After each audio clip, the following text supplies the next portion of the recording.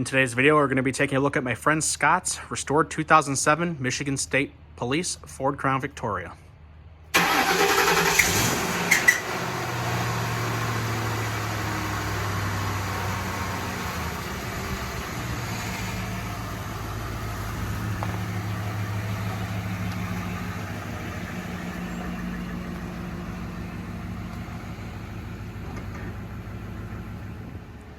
We're going to let the 2007 Michigan State Police Ford Crown Victoria warm up a little longer.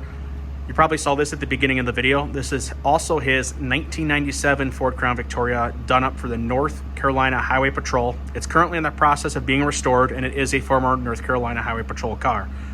This will be featured in its own video, so we're not going to cover it too much today. Just kind of giving a sneak peek at what's to come.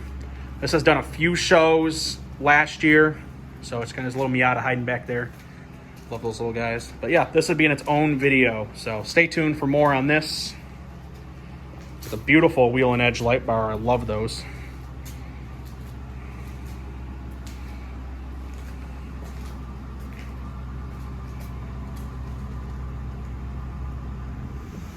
So we're into February. We're still getting more snow here in Northwest Ohio.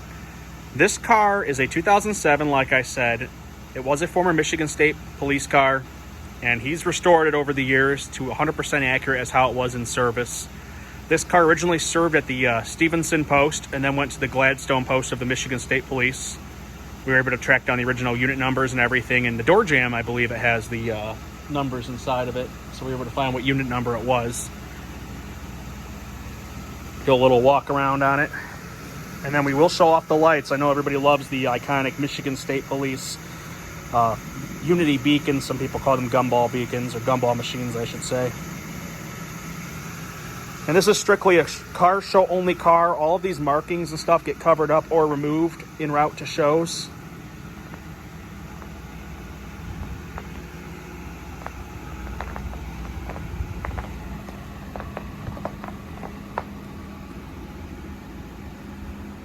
Here's some of the items when it goes to emergency vehicle and car shows. They get displayed, some models, a bag. On its way to shows, the dome gets switched out for this. Here is Michigan State Police's iconic stop fin. These harken back to the days when the police would pull alongside you and light these up at night. They still do light up on Michigan State Police cars, and we will demonstrate that. It's kind of hard to see in the daytime.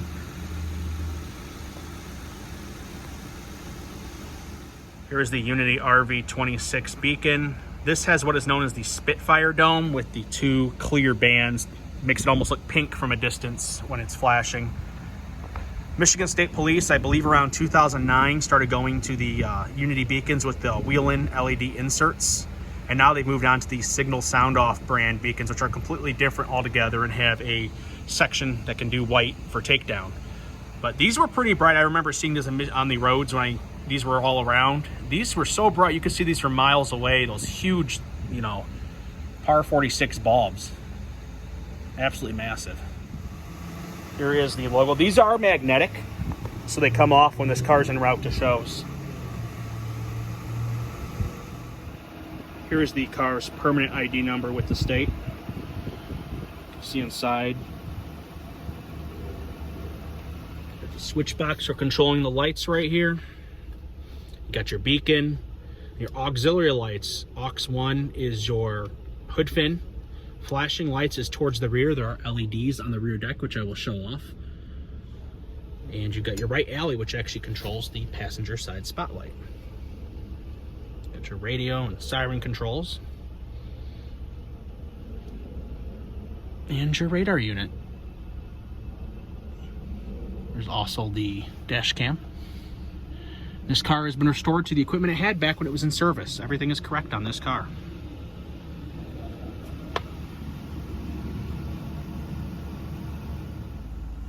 Doesn't have too high a mileage, which is nice. Here's a close-up of the radar unit. Here's the Motorola siren control, closer look. We're not going to go through the tones because we're in a neighborhood here. I do have videos I can include, though, at the end of this video that have this car driving by and lights and sirens parade, so you'll be able to hear more of that. Let's go ahead and turn on some of the lights while we're in here. We'll just turn them all on. The right alley, like I said, the spotlight, that is not wired in yet. We're going to get that wired in. So I also should have said that the flashing lights turns on the headlight flashers as well. You can see those on. These cars really didn't have a lot of emergency lighting towards the front. I always thought they would have looked good if something in the grille or on the mirrors. Now the slick top units for Michigan State Police did have some more upfront lighting because they lacked the beacon. However, the units with the beacon on the roof only had the headlight flashers. This has been changed. Michigan State Police does have a lot more lights on their vehicle now.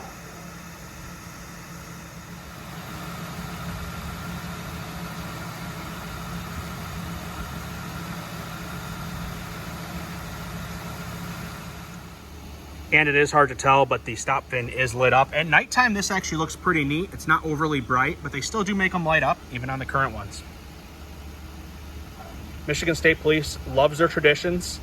I know not everybody loves the stop fin and the beacon, but a lot of people love them. And they've since, like I said, upgraded to LED on the... Some people don't call it an upgrade. Some people prefer these. I do. I kind of test to these rotary ones. That nice pop from a distance was very bright. But the LED ones are still pretty bright and get the job done.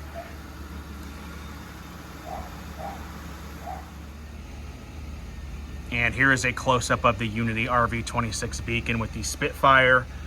From a distance, it looks more pink with the, as they call it, the Spitfire bands on these. Spitfire dome. A lot of them also had the red. The Spitfire was kind of, phased out. I'd probably say towards late 2000, I'd say probably around 2008, 2009, a lot of them. I have a 2008 Michigan State Patrol car, and it actually had the Spitfire, so around probably 2009, I'd imagine. I don't want to give incorrect info, but they started seeing more of the solid red versus the Spitfire, especially with the LEDs. There are reports that some of the LEDs did get the Spitfires, but I never saw one in person, but that doesn't mean they didn't have them. But the LEDs were red behind the dome, so it still would have just shown through red, so it wouldn't have really got any white flash, just would have been an old dome being reused. So the rear deck for this car features one red and one blue wheel-in Avenger. And the tail lights and reverse lights do flash with the flashing light function as well. So it had some decent rear lighting. Like I said, I always thought it looked neat if the front had something a little bit more in the grille, at least with a little splash of blue, but that's been since they now do that on their cars.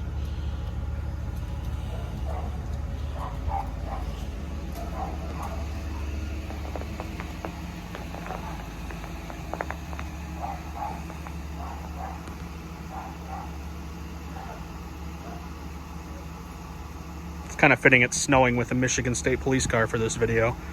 We've actually had some nice weather recently, so this is kind of a we're not out of winter yet deal. So a little bit of information on the license plate. These are reproductions. The 8 would be the division, 4 would be the post, and the unit number of this car would be 16. This license plate represents this car when it was at the Gladstone post, the last post it was at in its life before it was retired. So there is some meaning between all these numbers. It's kind of neat. So this car is actually only missing a few things. It is missing the correct mount for the radar and the shotgun and rifle rack, and those will be added down the road. You'll notice this car doesn't have a cage. Most Michigan State Police cars did not have cages in them when they were in service, and this car was no exception to that. Here's a good shot of the Avengers and the rear radar unit.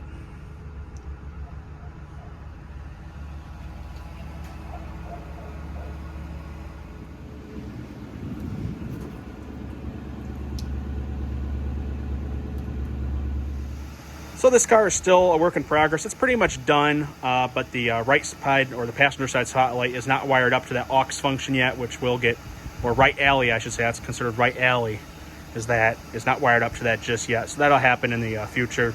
This car is relatively clean for being a Michigan car due to the fact it was used up around the Upper Peninsula, and they used sand instead of salt due to the proximity of the lake to not pollute it. So this car is actually really clean, cleaner than mine. I have a 2008. And mine's not as clean as this. There's really no rust on this car, which is fantastic and pretty rare. Most of the former Michigan State Police vehicles you see driving around, the retired ones, are pretty rusty. I've seen some pretty rusted out Crown Vics or Tahoes or Explorers, and even some of the Chargers. But we'll end this video off with some footage of this car at various emergency vehicle and car shows that it's been to. It goes to a lot of events around the Northwest Ohio, Southeast Michigan area. And there's plans down the road to take it as far as Police Week in DC, and who knows where else this car might end up. But it's a accurately restored car by my friend Scott, lovingly restored. It does not leave the garage much other than for car shows. So it's nice to get it out and start it up when the weather's kind of cold like this, as just like me, we don't drive our historic or vintage. It's sad when we're calling Crown Vics like this vintage, but our older police cars like this, we don't drive them in the winter. One, there's no car shows, and two, you know, you just got to keep these things nice, and the salt and brine just absolutely ruins these cars. So here's some footage over the years. This car's at various shows from various locations. Thanks for watching. Hope you enjoy the rest of this video of this car running lights and sirens.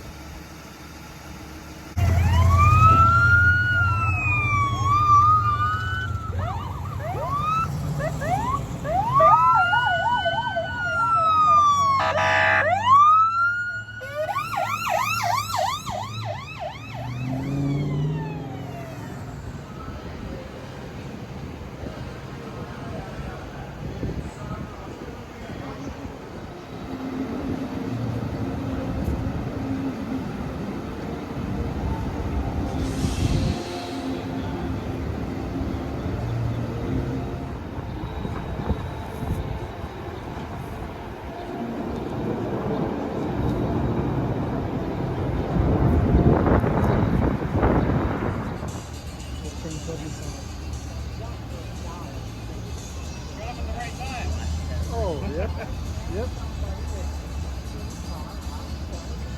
In the name of the Lord, they're gonna teach you how to meditate. Read your horoscope, change your fate. Of the Lord to hell with hate.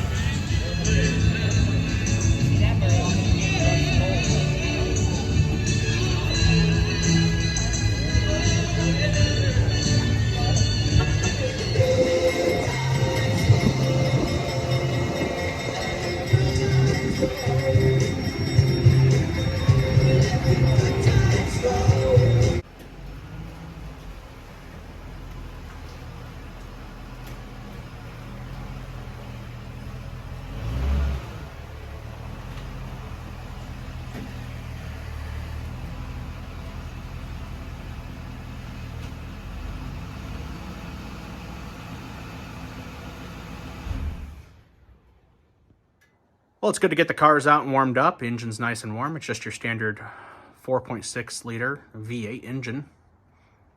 Nothing too crazy horsepower, 250, but it's a pretty dependable engine.